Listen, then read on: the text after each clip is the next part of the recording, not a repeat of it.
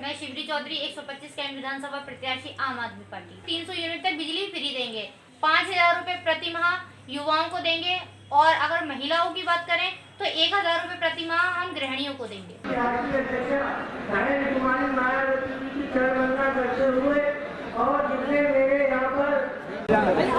माननीय बहन जी के आने से पहले जो हमारे युवा जो उन सभी से मेरा निवेदन है कि अगर हम ज्यादा से ज्यादा सीटें जीतना चाहते हैं तो हम एक दूसरे की विधानसभा में अपने जो जानने वाले हैं, हमारे जो रिश्तेदार हैं, उनसे कहें कि माननीय काशीराम जी के चरणों में पुष्पार्पण करते हुए समाज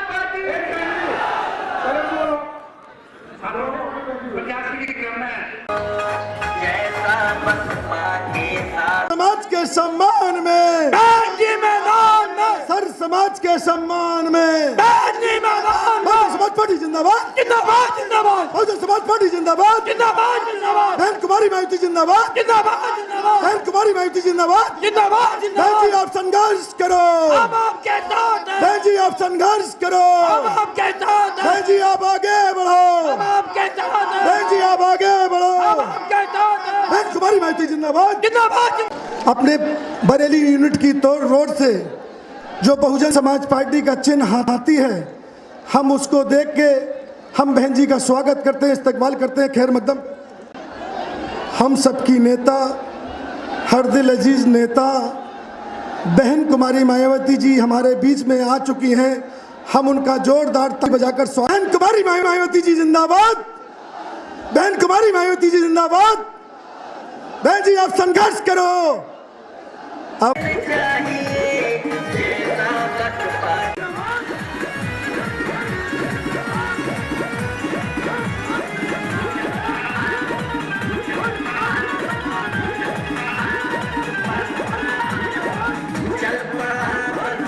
समय तक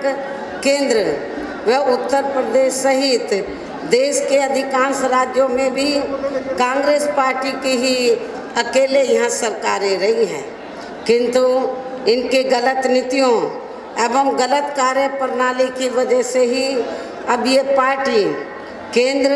व काफ़ी राज्यों के साथ साथ यहाँ उत्तर प्रदेश की सत्ता से भी बाहर हो चुकी है। इसके साथ ही ये कांग्रेस पार्टी ज़बरदस्त जातिवादी होने के कारण शुरू से ही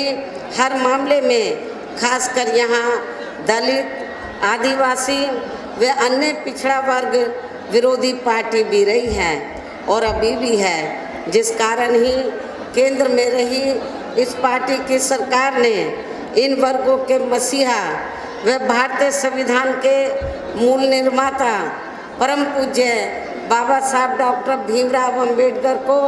भारत रत्न की उपाधि से भी सम्मानित नहीं किया था, जिसके लिए वो हर प्रकार से पात्र भी थे। इतना ही नहीं बल्कि इनके मूवमेंट को आगे बढ़ाने के लिए अपनी पूरी जिंदगी समर्पित करने वाले मान्यवर श्री काशीराम जी के देहांत होने पर भी केंद्र में उस समय इसी कांग्रेस पार्टी की रही सरकार ने उनके सम्मान में एक दिन के लिए भी राष्ट्रीय शोक घोषित नहीं किया था, तथा न ही इस पार्टी की रही सरकार ने पिछड़े वर्ग की आरक्षण संबंधी मंडल कमीशन की रिपोर्ट को भी लागू किया था, जिसे फिर बीएसपी ने अपने कड़े संघर्ष व अथक प्रयासों से केंद्र में रही श्री बीपी सिंह की सरकार से ही इसे लागू कराया था। साथ ही इसी सरकार में ही बाबा साहब डॉक्टर भीमराव अंबेडकर को भी भारत रत्न की उपाधि से सम्मानित किया गया था। लेकिन अब केंद्र व अधिकांश राज्यों की भी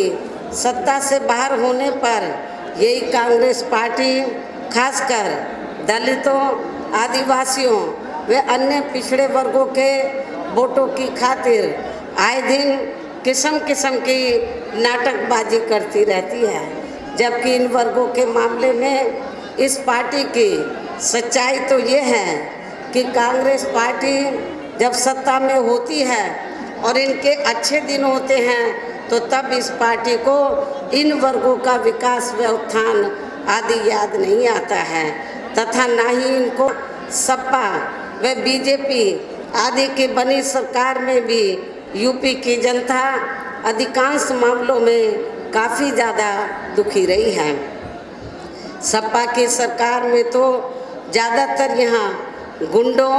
बदमाशों, माफियाओं, अराजक तत्वों व सरेआम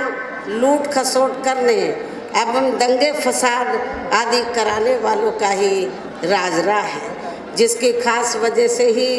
इस सरकार में हमेशा यहाँ तनाव की स्थिति बनी रही है। प्रदेश में विकास के कार्य भी सपा सरकार में प्रदेश में विकास के कार्य भी ज़्यादातर यहाँ एक विशेष क्षेत्र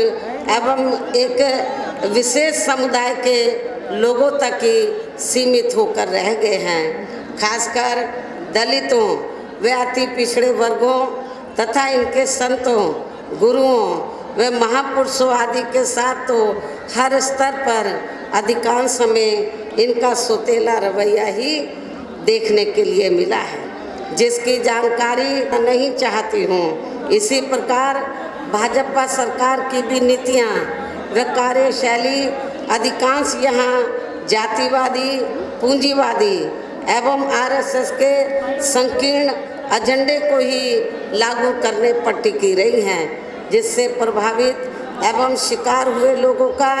इस सरकार में सही से विकास व उत्थान आदि नहीं हो सका है। साथ ही इनका हर स्तर पर काफ़ी ज़्यादा उत्पीड़न भी हुआ है। धर्म के नाम पर हमेशा यहाँ तनाव व नफरत आदि का वातावरण ही बना रहा है। प्रदेश में अपराध भी काफ़ी ज़्यादा बढ़े हैं। खासकर दलित, अक़लियत व महिलाएं आदि भी इस सरकार में कतई भी सुरक्षित नहीं रही हैं, लेकिन मीडिया में इनके सही आंकड़ों को ज़्यादातर दबा दिया जाता है। इसके अलावा प्रदेश में गरीबों, मजदूरों, बेरोजगारों व अन्य मेहनतकश लोगों के साथ साथ दलितों, आदिवासियों व अन्य पिछड़े वर्गों, मुस्लिम एवं अन्य धार्मिक अल्पसंख्यक समाज के लोगों के हित व कल्याण के लिए वर्षों से जो भी यहाँ सरकारी योजनाएं चल रही थी तो उनका भी इन्हें वर्तमान भाजपा सरकार में सही से पूरा लाभ नहीं मिला है। साथ ही दलितों व पिछड़े वर्गों को भी अब आरक्षण का पूरा लाभ वर्तमान भाजपा सरकार में नहीं मिल पा रहा है, क्योंकि इन्होंने बड़े बड़े सरकारी कार्य ज़्यादातर प्राइवेट सेक्टर के जरिए ही कराए हैं, जिसमें इनके लिए आरक्षण की कोई भी व्यवस्था नहीं है। सरकारी नौकरियों में भी इनका आरक्षण का कोटा पूरा नहीं किया गया है। मुस्लिम व अन्य धार्मिक अल्पसंख्यक समाज के लोगों के साथ तो बीजेपी की सरकार में अधिकांश यहाँ पक्षपात वाला रवैया ही अपनाया गया है। विशेषकर मुस्लिम समाज